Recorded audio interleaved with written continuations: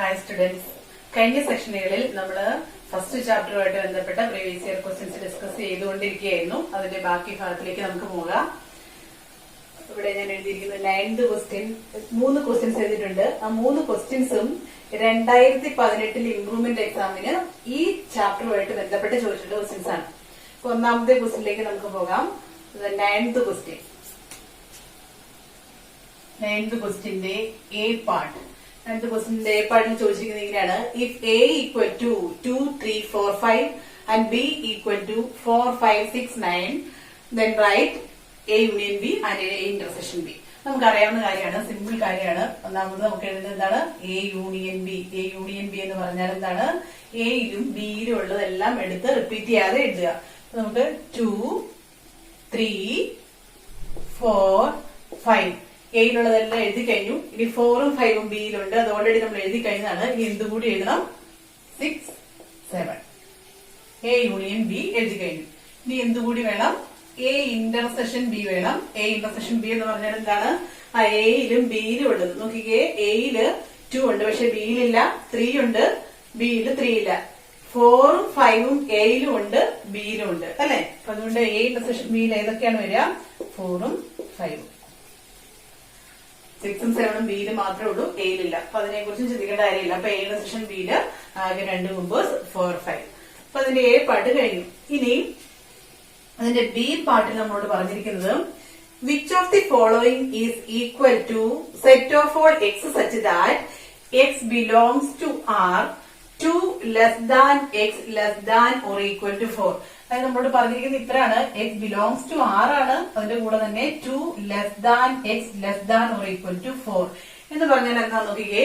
2നും 4നും ഇടയിൽ 4 ഉൾപ്പെടെ, less than or equal to ഇവിടെ ഉണ്ട് അല്ലെ, 4 ഉൾപ്പെടെ ഇതിനിടയിൽ വരുന്ന എല്ലാ റിയൽ നമ്പേഴ്സും എന്നാണ് പറഞ്ഞിരിക്കുന്നത്. അപ്പൊ നമുക്കറിയാം, 2 സംഖ്യകൾ എത്ര അടുത്തുള്ള 2 സംഖ്യകളാണെങ്കിലും അതിനിടയിലെ റിയൽ നമ്പേഴ്സിന് നമുക്ക് കോമ ഇട്ട് എഴുതി തീർക്കാനായിട്ട് പറ്റില്ല. ഏത് 2 റിയൽ നമ്പർ എടുത്തു കഴിഞ്ഞാലും അതിനിടയ്ക്ക് വീണ്ടും റിയൽ നമ്പേഴ്സ് വരും. അപ്പൊ അതുകൊണ്ട് ഒരിക്കലും അതിനെ നമുക്ക് കോമ ഇട്ട് സെപ്പറേറ്റ് ചെയ്ത് എഴുതാൻ പറ്റില്ല. അപ്പൊ നമ്മള് real number set of all X such that X belongs to R എന്നാണ് തന്നിരിക്കുന്നതെങ്കിൽ നമുക്ക് ഒരിക്കലും അതിനെ റൂസ്റ്റർ ഫോമിൽ എഴുതുമ്പോൾ കോമയിട്ട് സെപ്പറേറ്റ് ചെയ്ത് എഴുതാൻ പറ്റില്ല. അപ്പൊ നമ്മൾ അതിനെ എഴുതുന്നതിന് ഒരു രീതി പഠിച്ചിട്ടുണ്ട്. അതായത് ഇന്റർവെൽസ് ആയിട്ടാണ് എഴുതുക. അതായത് set of all X such that, general ആയിട്ട് പറഞ്ഞാൽ set of all X such that X belongs to R A less than or equal to X less than or equal to B എന്ന് പറയുന്ന ഫോമിലാണ് നമുക്ക് തന്നിരിക്കുന്നതെങ്കിൽ ഇതിന്റെ കറസ്പോണ്ടിങ് റൂസ്റ്റർ ഫോം എന്ന് പറയുന്നത് closed interval A B ആയിരിക്കും. ക്ലോസ്ഡ് ഇന്റർവെൽ ക്ലോസ്ഡ് എന്ന് കൊടുക്കുന്നത് എപ്പോഴാണ്? ഈക്വൽ ടു ഉണ്ടെങ്കിൽ മാത്രമാണ് നമ്മൾ ക്ലോസ്ഡ് കൊടുക്കുക. അപ്പൊ എയും ബിയും ഉൾപ്പെടെ ഇതിനിടയിലുള്ള എല്ലാ റിയൽ നമ്പേഴ്സിനെയും കൂടെ റെപ്രസെന്റ് ചെയ്യാനായിട്ട് എഴുതുന്നത് നമ്മൾ ക്ലോസ്ഡ് ഇന്റർവെൽ എ ബി. അതേസമയം ഈ ഈക്വൽ ടു ഇല്ല എന്ന് വിചാരിക്കുക. ഈക്വൽ ടു ഇല്ല എങ്കിൽ ഈ ഇന്റർവെൽ എന്തായിട്ട് മാറും? അപ്പം ഇത് ക്ലോസ്ഡ് ഇന്റർവെൽ എ ബി ആണെന്ന് പറഞ്ഞു. A less than X less than or equal to B ആണെങ്കിൽ ഈക്വൽ ടു ഇല്ലാത്ത സ്ഥലം എന്തായി മാറും? Open interval a closed interval, open closed interval എന്ന് പറയും. ഈ രീതിയിലാണ് നമുക്ക് തന്നിട്ടുള്ളതെങ്കിൽ ഇത് ഓപ്പൺ ക്ലോസ്ഡ് ഇന്റർവെൽ ആകും. അതേസമയം എക്ക് A less than or equal to X less than B എന്നാണെങ്കിൽ ക്ലോസ്ഡ് ഓപ്പൺ ഇന്റർവെൽ ആകും. ഇനി 2നും ഈക്വൽ ടു ഇല്ല എങ്കിൽ അത് റെപ്രസെന്റ് ചെയ്യുന്നത് ഓപ്പൺ ഇന്റർവെൽ എ ബി ആണ്. Open interval A B, closed interval A B എന്നൊക്കെ പറഞ്ഞു കഴിഞ്ഞാൽ അതിന്റെ അർത്ഥം എക്കും ബിക്കും ഇടയിലുള്ള എല്ലാ റിയൽ നമ്പേഴ്സും ക്ലോസ്ഡ് ആണെങ്കിൽ ആ n പോയിന്റ്സ് കൂടി വരും. അത്രയും മാത്രമേ ഉള്ളൂ കേട്ടോ. അപ്പൊ ഇവിടെ തന്നിരിക്കുന്നത് കണ്ടാൽ നമുക്കറിയാം, എയുടെയും ബിയുടെയും സ്ഥാനത്ത് നമുക്കുള്ളത് എന്താണ്? 2ഉം 4ഉം ആണ്. 2 ഉൾപ്പെടേണ്ട അല്ലെ, ഈക്വൽ ടു ഇവിടെ ഇല്ല. അപ്പൊ അതുകൊണ്ട് 2ന്റെ സ്ഥാനത്ത് എന്ത് വേണം? ഓപ്പൺ വരണം. 4ന്റെ സ്ഥാനത്ത് ക്ലോസ്ഡ് വരണം. അത്രയേ ഉള്ളൂ. നമുക്ക് ഇവിടെ ഓപ്ഷൻസ് ഉണ്ട്. ഇതിനകത്തുനിന്ന് നമുക്ക് ചൂസ് ചെയ്യാനാണ് പറഞ്ഞിരിക്കുന്നത്. നമുക്ക് തെറ്റിപ്പോകാൻ സാധ്യത ഉള്ളതുകൊണ്ടാണ് ഞാൻ ഇത്രയും എക്സ്പ്ലെയിൻ ചെയ്തത് കേട്ടോ. ഇതിനിടയിലെ നമ്പേഴ്സ് നമുക്ക് ഒരിക്കലും എഴുതി തീർക്കാനായിട്ട് പറ്റില്ല. അപ്പൊ അതുകൊണ്ട് ഈ ഒരു ഫോമിലാണ് എഴുതുക. അപ്പൊ ഇത് രണ്ടും എല്ലാം ഉറപ്പായി. പിന്നെയുള്ളത് ഇത് രണ്ടുമാണ് കൺഫ്യൂഷൻ വരാൻ സാധ്യതയുള്ളത്. അപ്പൊ ഇവിടെ ഈക്വൽ ടു ഇല്ലാത്തത് കൊണ്ട് 2ന്റെ സ്ഥലത്ത് ഓപ്പൺ ആയിരിക്കണം. അപ്പൊ ഇതാണ് ഇതിന്റെ കറക്റ്റ് ആൻസർ ആയിട്ട് വരിക. അപ്പൊ ബി പാർട്ട് കഴിഞ്ഞു. ഇനി അടുത്ത ക്വസ്റ്റ്യൻ, അതായത് 9ാമത്തെ ക്വസ്റ്റ്യന് 2 പാർട്ടുണ്ടായിരുന്നു, നമ്മൾ ചെയ്തു കഴിഞ്ഞു. ഇനിയുള്ളത് 10ാമത്തെ ക്വസ്റ്റ്യൻ.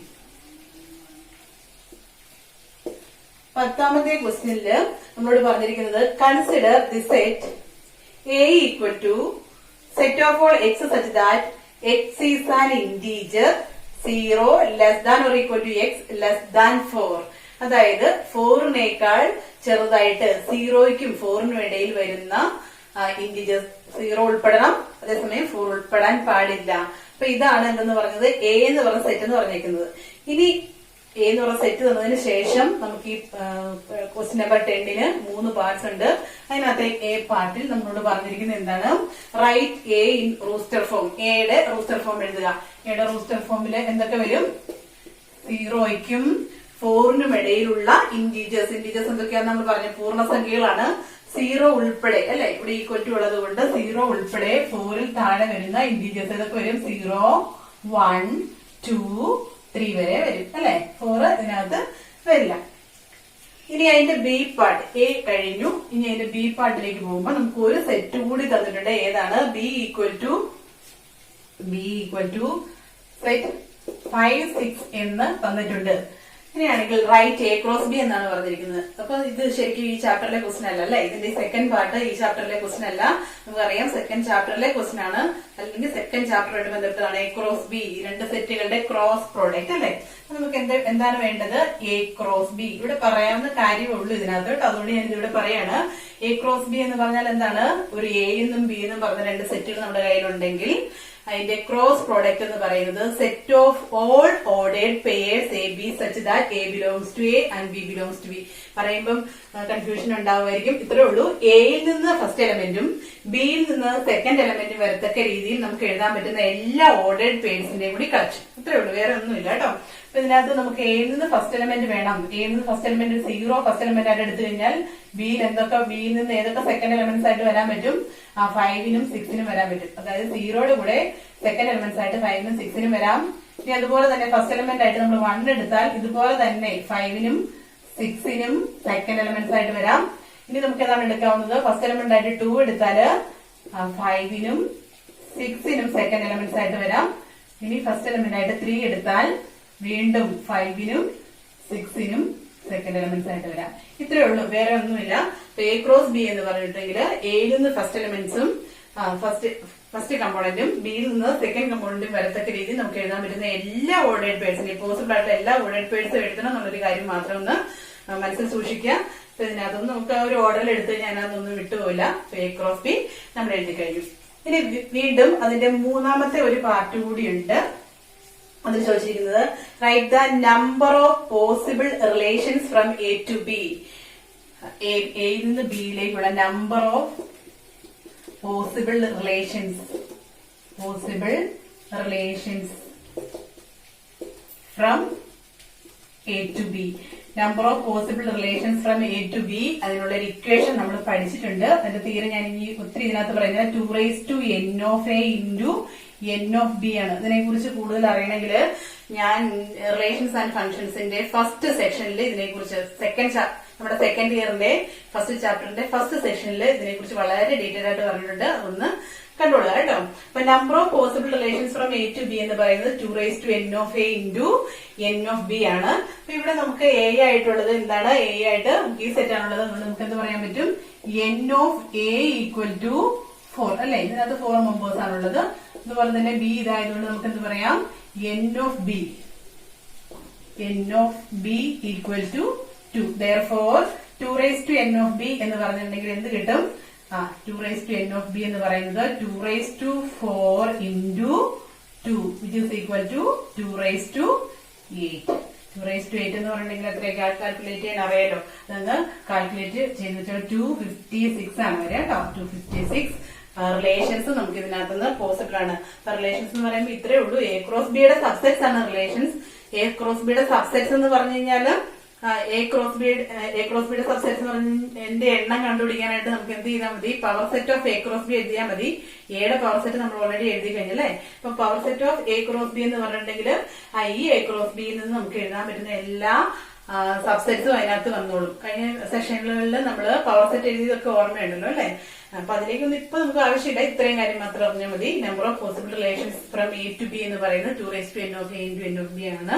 അപ്പൊ ഇതെന്ന് പറയുന്നത് ഈ ക്വസ്റ്റിന്റെ കേസ് 256 ആണ്. ഇതിനെക്കുറിച്ച് കൂടുതൽ അറിയണമെങ്കിൽ നമ്മുടെ സെക്കൻഡ് ഇയറിലെ ഫസ്റ്റ് ചാപ്റ്ററിന്റെ ഫസ്റ്റ് സെക്ഷൻ ഒന്ന് കണ്ടോളാം.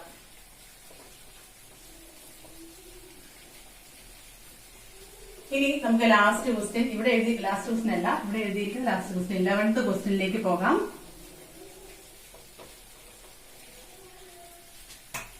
11th ക്വസ്റ്റ്യനിൽ തന്നിരിക്കുന്നത് ഇഫ് യു ഈക്വൽ ടു ഒരു സെറ്റ് തന്നിട്ടുണ്ട്, യൂണിവേഴ്സൽ സെറ്റ് തന്നിട്ടുണ്ട്, എയും ബിയും തന്നിട്ടുണ്ട്. സിമ്പിൾ ആയിട്ട് ഒറ്റ പാർട്ടേ ഉള്ളൂ, verify that A union B complement equal to A complement intersection B complement. നമ്മൾ കഴിഞ്ഞ സെക്ഷനുകളിലെല്ലാം ചെയ്തിട്ടുള്ള പ്രോബ്ലം ഇതേപോലത്തെ ഒരു പ്രോബ്ലം ഉണ്ടായിരുന്നു അല്ലെ. അപ്പൊ നമുക്ക് ആദ്യമേ ഇതിനകത്ത് എന്തൊക്കെ വേണം? എ യൂണിയൻ ബി വേണം അല്ലെ. എ യൂണിയൻ ബി കോംപ്ലിമെന്റ് വേണമെങ്കിൽ എ യൂണിയൻ ബി വേണം. എ യൂണിയൻ ബി എന്ന് പറഞ്ഞാൽ എയിലും ബിയിലും ഉള്ളതെല്ലാം എടുത്തെഴുതുക എന്നുള്ളതാണ് അല്ലെ. അപ്പൊ നമുക്ക് നോക്കിയാൽ രണ്ടിനകത്തും 2 ഉണ്ട്, 2 എഴുതി. പിന്നെ ഇവിടെ 3 ഉണ്ട്, ഞാൻ ഓർഡർ കിട്ടാൻ വേണ്ടിയിട്ടാണ് കേട്ടോ ഇങ്ങനെ എഴുതുന്നത്. പിന്നെ 4, 5, 6, 7, 8. എയിലെയും ബിയിലെയും എല്ലാ മെമ്പേഴ്സും റിപ്പീറ്റ് ചെയ്യാതെ എഴുതി കഴിഞ്ഞു. ഇനി നമുക്ക് എന്താണ് വേണ്ടത്? എ യൂണിയൻ ബിയുടെ കോംപ്ലിമെന്റ്. കോംപ്ലിമെന്റ് എന്ന് പറഞ്ഞാൽ യൂണിവേഴ്സൽ സെറ്റിൽ നിന്ന് എ യൂണിയൻ ബിയിലെ മെമ്പേഴ്സിനെ മാറ്റിയിട്ട് ബാക്കിയുള്ളതെല്ലാം. യൂണിവേഴ്സൽ സെറ്റിൽ വരാത്തത് എന്താണ് അവിടെയുള്ളത്?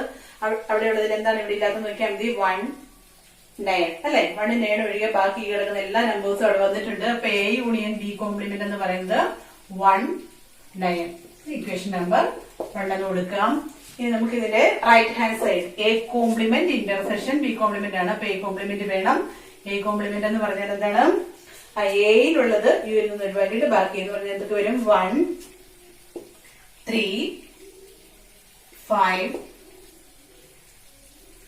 7, 9 അല്ലെ. അതുപോലെ തന്നെ ഇനി എന്ത് വേണം? B complement. ബി കോംപ്ലിമെന്റ് എന്ന് പറഞ്ഞിട്ടുണ്ടെങ്കിൽ വീണ്ടും 1, 3 ഉണ്ട്. ഇനി വരുന്നത് 4, 6, 8, 9. ഇത്രയാണ് ബി കോംപ്ലിമെന്റിൽ വരിക. ഇനി വേണ്ടത് എന്താണ്? നമുക്ക് ശരിക്കും വേണ്ടത് A complement intersection B complement. രണ്ടിലും ഉള്ളത്, രണ്ടിലും നോക്കിക്കേ, 1 രണ്ടിലും കോമൺ ആയിട്ട് വന്നിട്ടുണ്ട്. അപ്പൊ 1 എഴുതാം. 3, 5, 7 ഒന്നും ഇവിടെ ഇല്ല. ഇവിടെ ഉള്ളത് 4, 6, 8 ഇതൊന്നും ഇവിടെ ഇല്ല. അതുകൊണ്ട് ഇനി കോമൺ ആയിട്ട് വന്നിരിക്കുന്നത് 9. ഇതിന് ഇക്വേഷൻ നമ്പർ 2 എന്ന് കൊടുക്കാം. ഇക്വേഷൻ നമ്പർ 1ന്റെയും 2ന്റെയും റൈറ്റ് ഹാൻഡ് സൈഡ്സ് ഈക്വൽ ആണ്. അതുകൊണ്ട് നമുക്ക് എന്ത് പറയാം? അതിന്റെ ലെഫ്റ്റ് ഹാൻഡ് സൈഡ്സ്, അതായത് A union B complement is equal to A complement intersection B complement. അപ്പൊ ഈ ക്വസ്റ്റ്യൻ ഒക്കെ റിപ്പീറ്റഡ് ആണ്. എല്ലാ സെക്ഷനിലും തന്നെ എല്ലാ വർഷങ്ങളിലും തന്നെ ചോദിക്കാറുണ്ട് എന്ന് മനസ്സിലാക്കി വെക്കുക. നെക്സ്റ്റ് ക്വസ്റ്റ്യൻ 12ാമത്തെ ക്വസ്റ്റ്യൻ. 12ഉം 13ഉം ക്വസ്റ്റ്യൻസ് മാർച്ച് 2019 ചോദിച്ചിട്ടുള്ള ക്വസ്റ്റ്യൻസ് ആണ്. 12ാമത്തെ ക്വസ്റ്റ്യൻ നമുക്ക് പോവാം. 12ാമത്തെ ക്വസ്റ്റ്യനിൽ പറഞ്ഞിരിക്കുന്നത് let A equal to set of all X such that X is a prime number less than 11. ഇനി B is equal to set of all X such that X is an integer. പിന്നെ പറഞ്ഞിരിക്കുന്നത് 2 less than or equal to X less than or equal to 8. അപ്പൊ എയും ബിയും തന്നിട്ടുണ്ട്. ഇനി അതിന്റെ first part 12ാമത്തെ ക്വസ്റ്റ്യന്റെ എ പാർട്ടിന് നമ്മളോട് പറഞ്ഞിരിക്കുന്നത് write C equal to A intersection B. അതായത് എ ഇന്റർസെക്ഷൻ ബി കണ്ടുപിടിച്ച് അതിന് സി എന്ന് പേര് കൊടുക്കാനാണ് പറഞ്ഞിരിക്കുന്നത്. അപ്പൊ നമുക്ക് ആദ്യമേ എന്തൊക്കെ വേണം? എയുടെ റൂസ്റ്റർ ഫോം വേണം, ബിയുടെയും റൂസ്റ്റർ ഫോം വേണം. എ എന്ന് പറഞ്ഞാൽ എന്താണ്? നമുക്കൊന്നുകൂടി നോക്കാം. 11നേക്കാൾ ചെറുതായിട്ട് വരുന്ന പ്രൈം നമ്പേഴ്സ്, നമുക്ക് 10നേക്കാൾ ചെറുതായിട്ട് വരുന്ന പ്രൈം നമ്പേഴ്സ് ഓൾറെഡി നമുക്കറിയാം. 11 ഉൾപ്പെടാതെ ആയതുകൊണ്ട് 10നേക്കാൾ ചെറുതായിട്ട് വരുന്ന പ്രൈം നമ്പേഴ്സ് തന്നെ എഴുതിയാൽ മതിയാവും. ഏതൊക്കെ വരും? 2, 3, 5, 7 കഴിഞ്ഞു. എ കഴിഞ്ഞു. ഇനി ബി എന്ന് പറഞ്ഞാൽ എന്താണ്? Set of all X such that X is an integer. ഏതിനും ഇടയിൽ കിടക്കുന്നതാണ്? 2നും 8നും ഇടയിൽ 2ഉം 8ഉം ഉൾപ്പെടെ വരുന്ന ഇന്റീജേഴ്സ്. അപ്പൊ ഏതൊക്കെ വരും? 2, 3, 4, 5, 6, 7, 8. ഇതാണ് എയും ബിയും. അങ്ങനെയാണെങ്കിൽ സി എന്തായിരിക്കും? സി എന്ന് പറഞ്ഞാൽ എന്താണ്? നമ്മൾ പറഞ്ഞിട്ടുണ്ട് എ ഇന്റർസെക്ഷൻ ബി ആണ്. എയിലും ബിയിലും കോമൺ ആയിട്ട് വരുന്നത് നോക്കിയാൽ നമുക്കറിയാം. 2 വരും, പിന്നെ വരുന്നത് 3 വരും, 5 വരും, 7 വരും. ഇങ്ങനെ എന്തുകൊണ്ടാ വന്നത്? വെറുതെ ഒന്ന് പറഞ്ഞേക്കാം. നമുക്ക് ബിയുടെ സബ്സെറ്റ് ആയിട്ടാണ് എ വരിക അല്ലെ. എയിലുള്ള എല്ലാ നമ്പേഴ്സും എവിടെയുണ്ട്? ബിയിലുണ്ട്.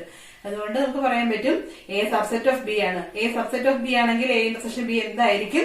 ആ ചെറിയ സെറ്റാണ് എപ്പോഴും ഇന്റർസെക്ഷനിൽ വരിക. അത് നമ്മൾ ഓൾറെഡി ഒന്ന് പറഞ്ഞു കഴിഞ്ഞ കാര്യമാണ്. അപ്പൊ നമുക്ക് നോക്കിയ 2, 3, 5, 7 എന്ന് പറഞ്ഞിട്ടുണ്ടെങ്കിൽ ഏത് തന്നെയാണ് കിട്ടിയിട്ടുള്ളത്. ഇവിടെ നമുക്ക് അതിലേക്ക് പോകേണ്ട ആവശ്യമൊന്നുമില്ല, ഞാനൊന്ന് പറഞ്ഞതേ ഉള്ളൂ. അപ്പൊ നമ്മുടെ ഫസ്റ്റ് പാർട്ട് കംപ്ലീറ്റ് ആയി. ഇനി സെക്കൻഡ് പാർട്ടിൽ നമ്മളോട് ചോദിച്ചിരിക്കുന്നത്, ബി പാർട്ടിൽ ചോദിച്ചിരിക്കുന്നത് find the number of subsets of C which has 3 elements. എന്താണ് ക്വസ്റ്റ്യൻ? ഇതിന് മുമ്പ് നമ്മൾ ചെയ്തൊരു ക്വസ്റ്റ്യനുമായിട്ട് റിലേഷൻ ഉണ്ട് ഇതിന്. അപ്പൊ നമുക്ക് നോക്കിയാൽ അറിയാം, എൻ ഓഫ് സി എന്ന് പറയുന്നത് എത്രയാണ് ഇവിടെ? എൻ ഓഫ് സി എന്ന് പറയുന്നത് ഇവിടെ 4 മെമ്പേഴ്സ് ആണുള്ളത്. അപ്പൊ എൻ ഓഫ് സി എന്ന് പറയുന്നത് 4 ആണ്. നമ്മളോട് ചോദിച്ചിരിക്കുന്നത് ഇതിന് 3 elements ഉള്ള എത്ര സബ്സെറ്റ്സ് ഉണ്ടെന്നാണ് ചോദിച്ചിട്ടുള്ളത്. 3 elements ഉള്ള എത്ര സബ്സെറ്റ്സ് ഉണ്ട്? അപ്പം എന്ന് പറഞ്ഞിട്ടുണ്ടെങ്കിൽ അതിന്റെ അർത്ഥം എന്താണ്? 4 ഒബ്ജക്ട്സിൽ നിന്ന് 3യുടെ എത്ര കോമ്പിനേഷൻസ് പോസിബിൾ ആണ്? ഇതിനെയാണ് നമ്മൾ വിളിക്കാം 4C3 എന്ന് വിളിക്കാം. 4C3 ഇക്വേഷൻ, NCR ഇക്വേഷൻ ഓർക്കുന്നുണ്ടോ എല്ലാവരും? NCR എന്ന് പറഞ്ഞാൽ n factorial divided by n minus r factorial into r factorial. എവിടെയും കൊടുത്താൽ നമുക്ക് എന്ത് കിട്ടും? 4 factorial divided by 4 minus 3 factorial into 3 factorial which is equal to 4 factorial. 4 ഫാക്ടോറിയലിനെ നമുക്ക് വേണമെങ്കിൽ ഇവിടെ 3 ഫാക്ടോറിയൽ ഉണ്ടല്ലേ, അതുകൊണ്ട് നമുക്ക് 4 into 3 factorial divide by 4 minus 3 എന്ന് പറഞ്ഞാൽ 1 ഫാക്ടോറിയൽ ആണ്, 1 തന്നെയാണ്, ബൈ 3 ഫാക്ടോറിയൽ എന്ന് കിട്ടും. 3 ഫാക്ടോറിയലും 3 ഫാക്ടോറിയലും ക്യാൻസൽ ആയിപ്പോയിട്ട് ബാക്കി 4. അതായത് നമ്മുടെ സി എന്ന് പറയുന്ന സെറ്റില് 4 മെമ്പേഴ്സ് ആണുള്ളത് എന്നുള്ളത് കൊണ്ട് നമുക്ക് അതിൽ നിന്ന് 3 elements വരുന്ന എത്ര സബ്സെറ്റ്സ് പോസിബിൾ ആണ്? 4 സബ്സെറ്റ്സ് പോസിബിൾ ആണ്. ഇത്ര ഒന്ന് സിമ്പിൾ ആയിട്ട് ചിന്തിച്ചാൽ മതി കേട്ടോ. 4 ഒബ്ജക്ട്സ് ഉണ്ട്, അതിൽ നിന്ന് 3യുടെ കോമ്പിനേഷൻ, പെർമ്യൂട്ടേഷൻ അല്ല എന്ന് ഓർക്കണം. കോമ്പിനേഷനും പെർമ്യൂട്ടേഷനും നമ്മുടെ ഡിഫറൻസ് ഒക്കെ നമ്മൾ ആ ചാപ്റ്റർ വരുമ്പം ഒന്നുകൂടി ഡീറ്റെയിൽ ആയിട്ട് പറയാം, പെട്ടെന്നൊന്ന് പറഞ്ഞു പോകാം കേട്ടോ. അപ്പൊ നമ്മുടെ സെക്കൻഡ് പാർട്ടിലുള്ള ആൻസർ വൈ. അപ്പൊ നമുക്ക് ഇതൊന്ന് ഓർത്തുവെച്ചോളൂ. അതായത് 3 elements വരുന്ന എത്ര സബ്സെറ്റ്സ് പോസിബിൾ ആണെന്നുള്ളത് ഓർത്ത് വെച്ചോളൂ. അത് നമുക്ക് നമ്മുടെ സി പാർട്ടിൽ ആവശ്യമുണ്ട്. സി പാർട്ടിൽ ചോദിച്ചിരിക്കുന്നത് എന്താന്ന് നോക്കിയേ, what is the probability of getting A subset of 3 elements from the power set of C. അതായത് നമ്മുടെ 3 elements ഉള്ള ഇവിടെ നമ്മൾ പവർ സെറ്റ്, നമ്മുടെ സിയുടെ പവർ സെറ്റ് എടുത്താൽ നമ്മുടെ സിക്ക് ആകെ എത്ര മെമ്പേഴ്സ് ആണുള്ളത്? 4 മെമ്പേഴ്സ് ആണല്ലേ ഉള്ളത്. അതുകൊണ്ട് നമുക്ക് ഇതിനകത്ത് ആദ്യമേ നമുക്ക് പ്രോബബിലിറ്റിയുടെ കാര്യം ഓർക്കുന്നുണ്ടോ? പ്രോബബിലിറ്റിയുടെ ചാപ്റ്ററിലേക്കാണ് ഈ ക്വസ്റ്റിനെ നമ്മൾ റിലേറ്റ് ചെയ്തിട്ടുള്ളത് കേട്ടോ. അപ്പൊ പ്രോബബിലിറ്റിയുടെ ചാപ്റ്ററിലേക്ക് കുറച്ച് കാര്യങ്ങൾ നമുക്ക് പെട്ടെന്നൊന്ന് പറയാം. ഇവിടെ ആവശ്യമുള്ള കാര്യം മാത്രം. Probability of getting A subset of 3 elements. അപ്പൊ നമുക്ക് ഇവന്റും സാമ്പിൾ സ്പേസും ഒക്കെ ഓർക്കുന്നുണ്ടോ? നമ്മുടെ എസ് ആണ് സാമ്പിൾ സ്പേസ് എങ്കിൽ നമുക്ക് ഒരു പർട്ടിക്കുലർ ഇവന്റ് ഇ ഉണ്ടെങ്കിൽ ഇയുടെ പ്രോബബിലിറ്റി എന്ന് പറയുന്നത്, പ്രോബബിലിറ്റി ഓഫ് ഇ എന്ന് പറയുന്നത് എന്താണ്? N of E divided by N of S ആണ്. സിമ്പിൾ ആയിട്ട് പറഞ്ഞിട്ടെങ്കിൽ ഇത്രയേ ഉള്ളൂ. പ്രോബബിലിറ്റി ഓഫ് ഇ എന്ന് പറയുന്നത് number of elements in E divided by number of sample space, number of elements in the sample space. അപ്പൊ ഇവിടെ നമ്മുടെ സാമ്പിൾ സ്പേസ് എന്താണെന്ന് നോക്കിക്കേ, probability of getting A subset of 3 elements. ഇതാണ് നമ്മുടെ ഇവന്റ് അല്ലെ, from the power set of C. Power set of C ആണ് നമ്മുടെ സാമ്പിൾ സെറ്റ് എന്ന് പറയുന്നത്, സാമ്പിൾ സ്പേസ് എന്ന് പറയുന്നത്. അപ്പൊ പവർ സെറ്റ് ഓഫ് സിയിൽ എത്ര മെമ്പേഴ്സ് വരും അത് ആദ്യമേ കണ്ടുപിടിക്കണം. ആ നമ്പർ കൊണ്ട് എന്ത് ചെയ്താൽ മതി? സബ്സെറ്റ് ഓഫ് 3 elementsലെ 3 elementsന്റെ സബ്സെറ്റിൽ എത്ര മെമ്പേഴ്സ് വരും എന്നുള്ള ആ ഒരു നമ്പർ വെച്ച് ഡിവൈഡ് ചെയ്താൽ മതി. അത് നമ്മൾ ഓൾറെഡി നമ്മളിവിടെ കണ്ടുപിടിച്ചിട്ടുണ്ട് അല്ലെ. അതായത് ഇവിടെ നമുക്കുള്ള കാര്യം നമ്മൾ 2 ഇവന്റ്സ് ഡിഫൈൻ ചെയ്ത ഇവന്റ്സ് എല്ലാം ഈ ആയിട്ട് സബ്സെറ്റ് ഓഫ് 3 elements.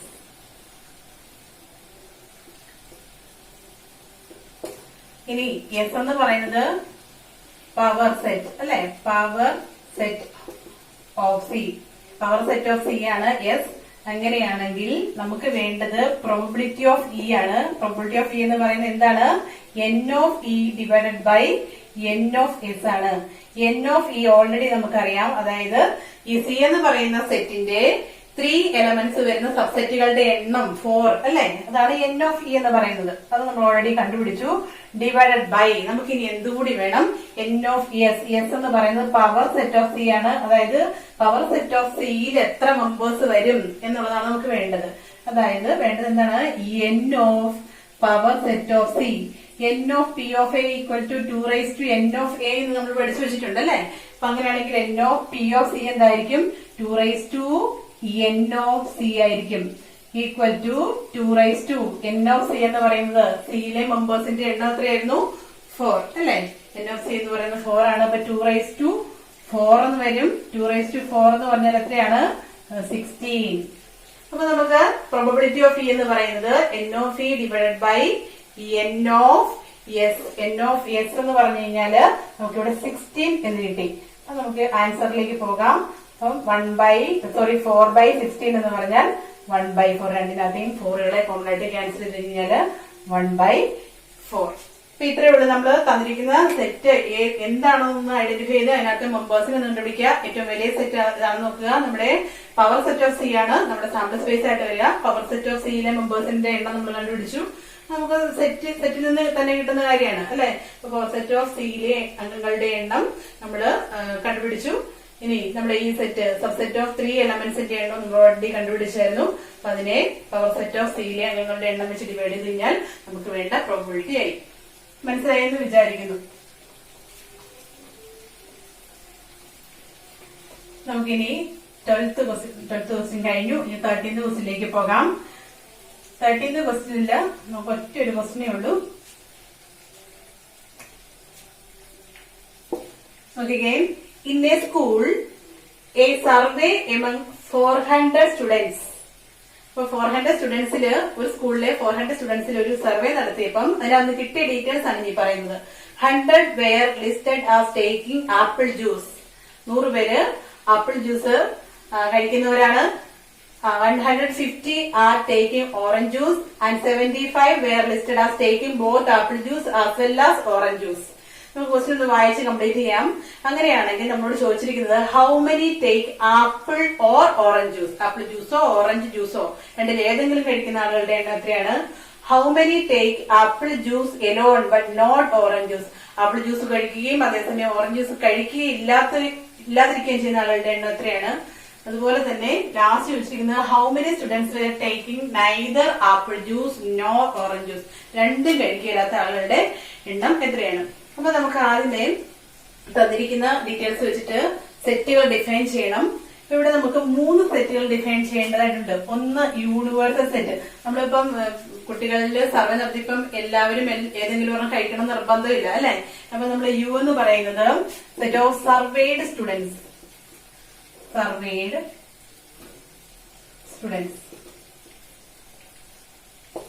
ഇനി ഓറഞ്ച് ജ്യൂസ് കഴിക്കുന്ന കുട്ടികൾ, അതിനെ നമുക്ക് ഓന്ന് വിളിക്കാം സ്റ്റുഡൻസ് ടേക്കിംഗ് ഓറഞ്ച് ജ്യൂസ്.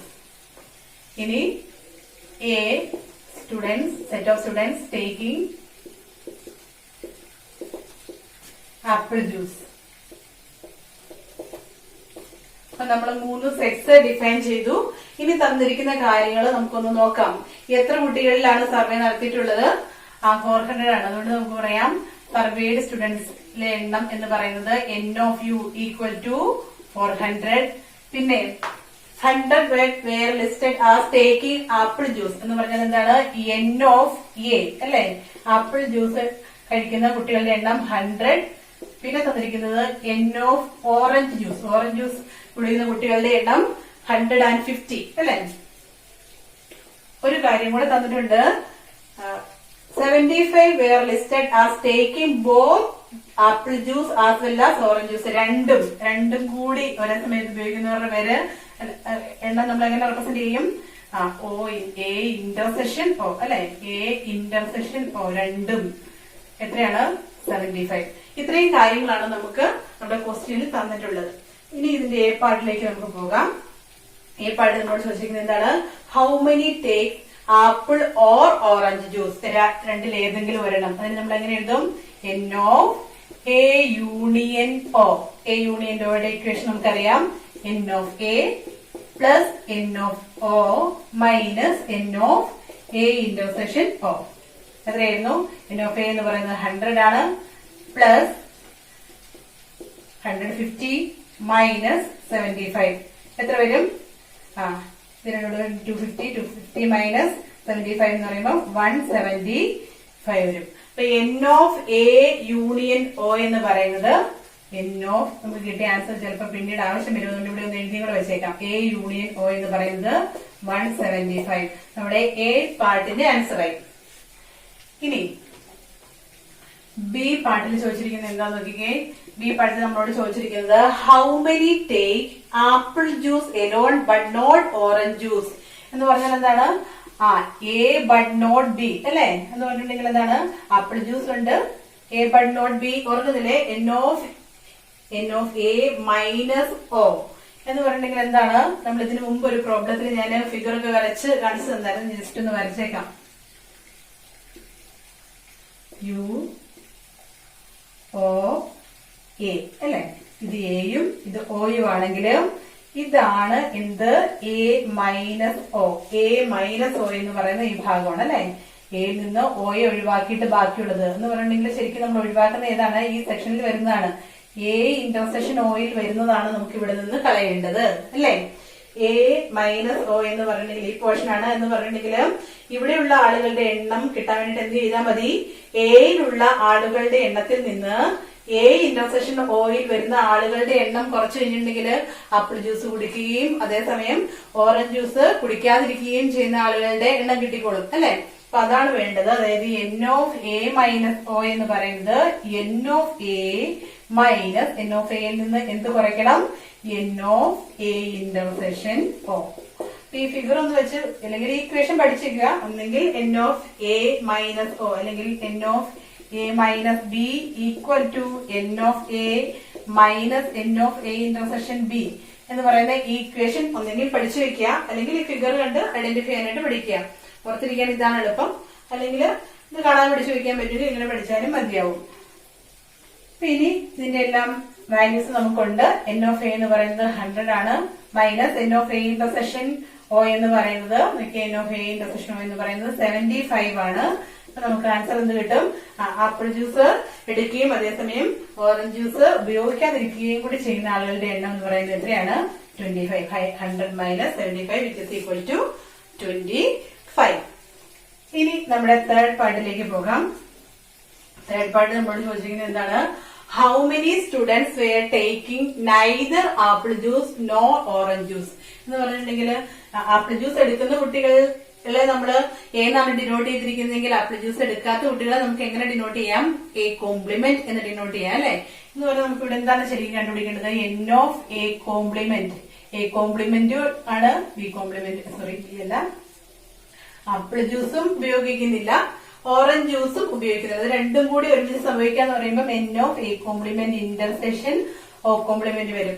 നോക്കിക്കേ, ഈ A complement intersection O complement നമുക്ക് യൂണിയനുമായിട്ട് കണക്ട് ചെയ്യാം അല്ലെ, നമ്മുടെ ഡി മോർഗൻസ് ലോ. അപ്പൊ നമ്മൾ അത് വെച്ചിട്ട് നമുക്ക് ഇങ്ങനെ പറയാൻ പറ്റും, N of A complement intersection O complement എന്ന് പറഞ്ഞാൽ ശരിക്കും എന്ത് തന്നെയാണ്? എൻ ഓഫ് എ യൂണിയൻ ഓയുടെ കോംപ്ലിമെന്റ് ആണ്. കാരണം A union O all complement is equal to A complement intersection B. A complement intersection O complement. അതുകൊണ്ട് നമുക്കിതിനെ ഇങ്ങനെ എഴുതാം. ഇനി ഇതെന്താണ്? എൻ ഓഫ് എ യൂണിയൻ ഒയുടെ കോംപ്ലിമെന്റ് എന്ന് പറഞ്ഞാല് എ യൂണിയൻ ഒയുടെ കോംപ്ലിമെന്റ് എന്ന് പറയുന്നത് യൂണിവേഴ്സൽ സെറ്റിൽ നിന്ന് എ യൂണിയൻ ഒയിലെ മെമ്പേഴ്സിനെ ഒഴിവാക്കിയിട്ട് ബാക്കിയുള്ളതാണ് അല്ലെ. അങ്ങനെയാണെങ്കിൽ അതിനകത്തെ നമ്പേഴ്സ് കണ്ടുപിടിക്കാൻ എന്ത് ചെയ്താൽ മതി? N of U minus N of A union O ചെയ്താൽ മതിയാകും. അത്രേ ഉള്ളൂ. എ യൂണിയൻ ഒയുടെ കോംപ്ലിമെന്റ് എന്ന് പറയുന്നത് U minus A union O ആയതുകൊണ്ട് ഇതിനകത്തെ എണ്ണങ്ങൾ ഈ രീതിയിൽ കണ്ടുപിടിച്ചാൽ മതി. N of A union O complement is equal to N of U minus N of A union O. ഇതിന്റെയൊക്കെ വാല്യൂസ് നമുക്കറിയാം. എൻ ഓഫ് യു എന്ന് പറയുന്നത് ഇവിടെ എന്താണ്? 400 ആണ്, minus N of A union O എന്ന് പറയുന്നത് നമ്മളിവിടെ കണ്ടുപിടിച്ചു. എ പാർട്ടില് 175 ആണ്. 400 മൈനസ് 175 എന്ന് പറഞ്ഞാൽ 225. കാണുമ്പോൾ വലിയ ക്വസ്റ്റ്യൻ ആയിട്ടൊക്കെ തോന്നും, കോംപ്ലിക്കേറ്റഡ് ആയിട്ടൊക്കെ തോന്നും. ഒരു കോംപ്ലിക്കേഷനും ഇല്ല, ഇത്രയും സിമ്പിൾ ആയിട്ട് ചെയ്യാവുന്നതേ ഉള്ളൂ. ഈ സെഷൻ നമുക്ക് ഇവിടെ വൈൻഡപ്പ് ചെയ്യാം. അടുത്ത സെഷനിൽ നമുക്ക് 2019 ഇംപ്രൂവ്മെന്റിനും 2020 മാർച്ച് 2020 വന്ന ക്വസ്റ്റ്യൻ ഡിസ്കസ് ചെയ്ത് നമുക്ക് സെറ്റ് എന്ന് പറയുന്ന ചാപ്റ്റർ അതിന്റെ ഫൈനൽ സ്റ്റേജിൽ എത്തിക്കാം. അപ്പൊ എല്ലാവരും പ്രോബ്ലംസ് ചെയ്ത് പഠിക്കുക. ഇത് പഠിച്ചു കഴിയുമ്പോഴത്തേനും നിങ്ങൾക്ക് ഇനി ചാപ്റ്ററിലേക്ക് പോകേണ്ട ആവശ്യമൊന്നുമില്ല. അപ്പൊ എല്ലാ കാര്യങ്ങളും ഏകദേശം ഈ എല്ലാ ക്വസ്റ്റ്യൻസിൽ നിന്നുമായിട്ട് നമ്മൾ ഇവിടെ ഡിസ്കസ് ചെയ്യുന്നുണ്ട്. വളരെ ശ്രദ്ധിച്ച് തന്നെ പഠിക്കുമെന്ന് വിചാരിക്കുന്നു. അപ്പൊ എല്ലാവർക്കും താങ്ക് യു.